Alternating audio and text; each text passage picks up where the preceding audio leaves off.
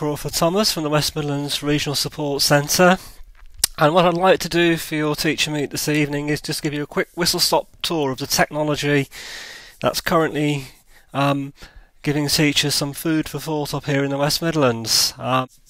Interestingly enough, I was looking at some work recently that's looking at how technologies may pan out over the next 1 to 5 years, so I've borrowed that format because it seemed to be quite sensible to do that. And interestingly enough, the slides tend to match both what's currently happening with teachers up here in the West Midlands and some of the questions they're asking about technology both now and how they think it might be working in the next few years. So dealing with the first slide of this short video, key questions we tend to be getting from our teachers at the moment is how can they get more out of the present technology that they're using.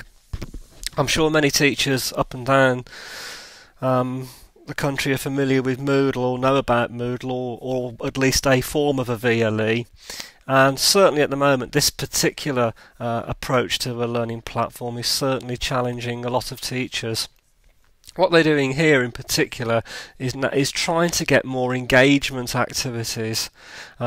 Most teachers are perhaps familiar with posting their resources, perhaps slides, PDF files and other resources and links to the web in their courses, but what we're beginning to pick up now is a greater interest in teachers using the collaborative tools in Moodle in an attempt to get more engagement with their learners.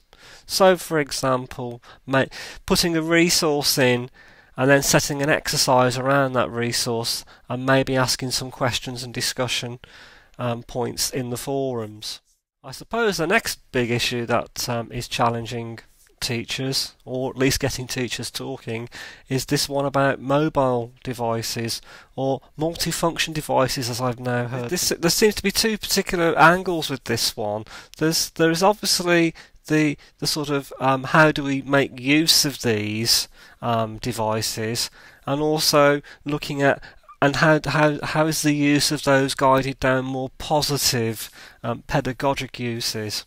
Someone told me recently that as of September 2011, 70% of all mobile phone sales were leading towards smartphones. Some of the issues teachers have brought to my attention in our discussions have been how do they get them used and getting support from the organisation or from the colleges that they work in this sense.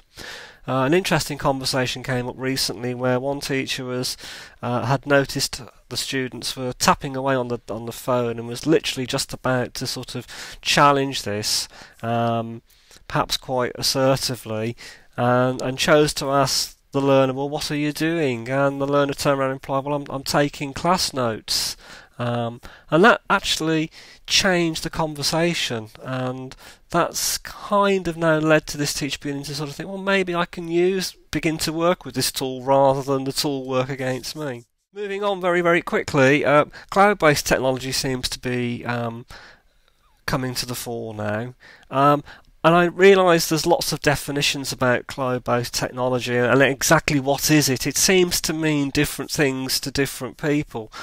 But I think from a teaching point of view, I think we're looking at that ability to share and access resources anywhere, anytime, any place, on a range of devices. So I suppose that's the idea that the software as a service in that sense. It's still very much at the inquiry stage. I think there's a lot of work to do with this yet, and I think talking to teachers, they're still not quite sure about what it is they want to do with it and how it can support their work and teaching and learning. I'm not going to talk about all these examples on the next page, but it is interesting that a couple of these have started to come out, and they are linked to the multifunction devices, particularly if you take 3D technology, and the idea that a number of college e-learning managers are now asking questions about how, if students do have access to mobile tablets and devices, they can be linked into classes and the projectors. Now I know there's obviously Wi-Fi, it can be done by Wi-Fi, but it's perhaps looking for a more integrated approach so that a class can share what they're doing onto the smartboard at any one point. Perhaps the only things I'd like to pick out here, and I know we've got it down as written as 3 to 5 years. In actual fact, some of this is actually happening now. If I take the telepresence or live streaming, a number of teachers in our region are actually doing things with this already. Interesting enough, teaching the sixth form seem to be really taking hold of video conferencing and using that as a means to extend and engage learning beyond their classrooms. What's interesting, if you then link that to the AR at the top, which in the commercial world seems to be gaining a lot of interest. For example, a well-known London football team, I won't mention the name, but they play in white. You'll notice they have the Erasmus logo across the front of their shirts. It was interesting, if you investigate that website, how many organisations in the commercial world are beginning to use AR as a means of perhaps extending their advertising or their reach to people. But again, there is some initial, very, very initial, and I stress that word initial, interest in maybe linking augmented reality and QR cards into turning learning objects into smart objects.